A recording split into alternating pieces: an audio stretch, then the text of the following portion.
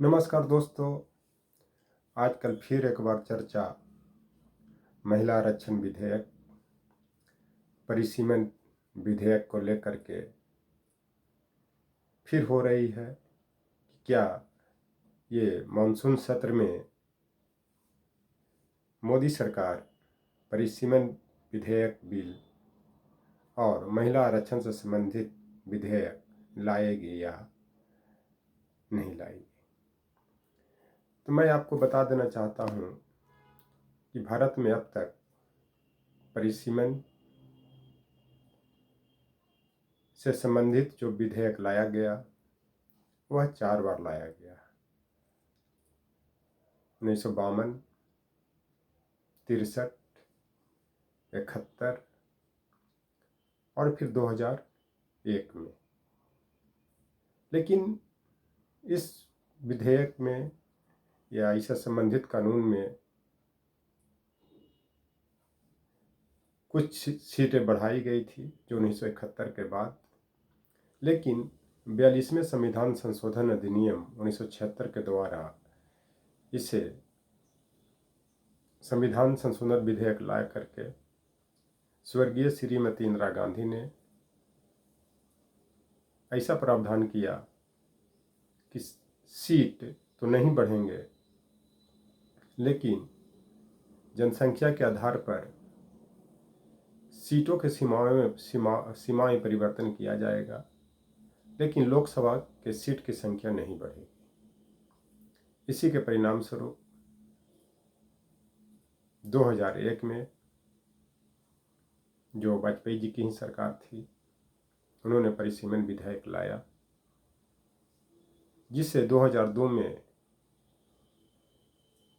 इसको पारित किया गया। लेकिन इसका इम्प्लीमेंटेशन मनमोहन सरकार के समय में किया गया और इसे 2026 तक नहीं बढ़ाने का निर्णय लिया गया था। खास करके इसमें योगदान स्वर्गीय रामविलास पासवान जी के था, जो SC/ST से के आरक्षण के द्वारा जो उनको सीटों की संख्या का निर्धारण किया गया है उस पर भी यह लागू होता है। तो वर्तमान वर्ष 2026 चल रहा है, जिसे मोदी सरकार परिसीमन विधेयक ला करके जो 42वें संविधान संशोधन अधिनियम 1976 के द्वारा जो सीटों को फ्रीज किया गया है उसे समाप्त करने की कोशिश कर रही। माननीय स्वर्गीय श्रीमती इंदिरा गांधी ने दक्षिण राज्यों को ध्यान में रखते हुए यह विधेयक लाई थी, ताकि दक्षिण राज्यों के हितों के साथ कोई धोखाधड़ी नहीं हो, अनदेखी नहीं हो। इसी को ध्यान में ला करके 42वें संविधान संशोधन 1976 लाया गया था। 42वें संविधान संशोधन अधिनियम के द्वारा संविधान में बड़े पैमाने पर आवश्यकता के अनुसार परिवर्तन किया गया। इसी कारण उसे मिनी संविधान संशोधन या मिनी संविधान की संज्ञा भी दी जाती है।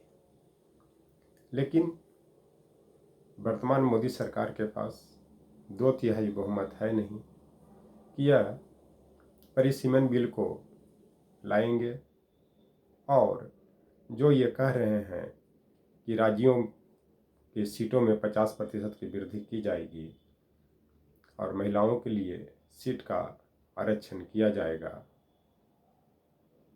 तो मैं पहले भी बता चुका हूँ और इसके पहले भी पश्चिम बंगाल विधानसभा को ध्यान में रखते हुए इन्होंने यह बिल लाया था ताकि बंगाल का चुनाव जीता जा सके। लेकिन उस समय भी यह विधेयक और यह बिल पारित नहीं हो सका था। लेकिन फिर भी यह सरकार पार्टियों को तोड़ करके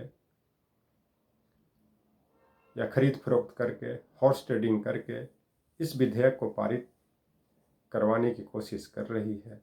लेकिन फिर मैं एक बार दोहरा देना चाहता हूँ कि यह विधेयक पारित नहीं होगा, क्योंकि लोकसभा में समाजवादी पार्टी के 37 विधायक हैं, कांग्रेस के वर्तमान में 98 विधायक हैं।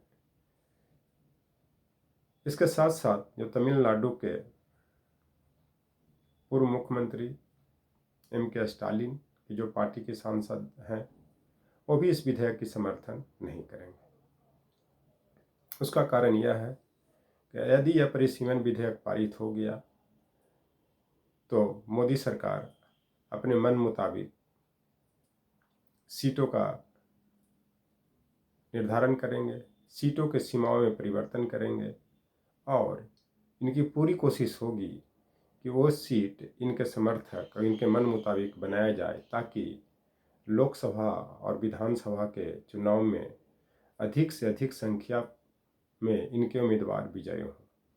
इसका प्रमाण यह है कि अभी पूरे देश के लोग और विश्व के लोगों ने देखा कि जो असम में विधानसभा हुआ, परिसीमन का क्या परिणाम हुआ। उसका लगभग 2/3 सीट भारतीय जनता पार्टी की सरकार ने जीती। यही हाल पश्चिम बंगाल में भी हो सकता है और कई राज्यों में हो सकता है। इस चलते M.K. स्टालिन जी, मुझे लगता है कि इस विधेयक का समर्थन नहीं करेंगे, क्योंकि आपती मरे तो खुदा क्या करे, एक कहावत है। जब वो अपना सीट भी नहीं बचा सके, जबकि मुख्यमंत्री के पद पर रहते हुए, तो आप इसी से अंदाज लगा सकते हैं कि ये दूसरे पर दोष क्यों दे रहे हैं और इंडिया गठबंधन से दूरी क्यों बना रहे हैं। उसका कारण है कि अभी जो वहाँ पे जो सरकार बनी, जो अभिनेता से नेता बने, उनकी कांग्रेस सरकार की 2 विधायकों ने समर्थन दिया, तो मुझे लगता है कि कोई भी गलती कांग्रेस ने नहीं की है। उसका कारण है कि अगर मान लिया जाए कि ऑल इंडिया अन्ना द्रमुक गठबंधन और बीजेपी के समर्थित विधायक अगर उनको समर्थन देते तो आज M.K. स्टालिन को ज़्यादा प्रताड़ना सहना पड़ता।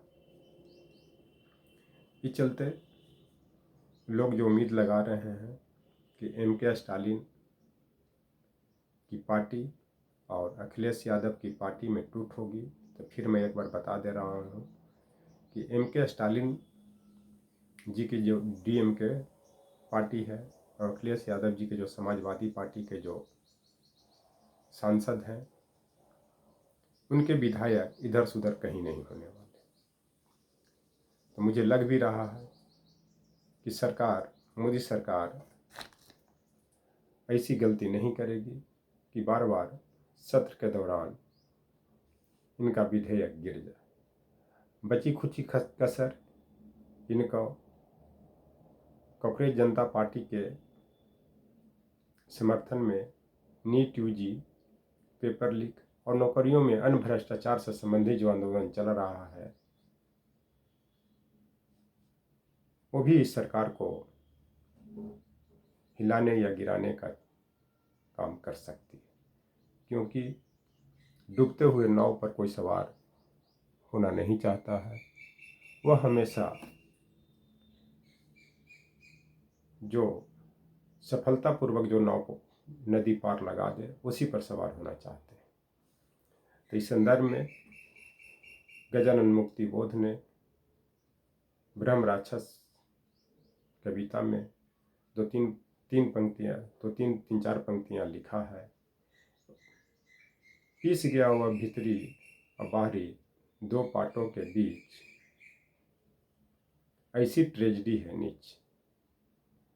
क्योंकि ब्रह्म राक्षस वह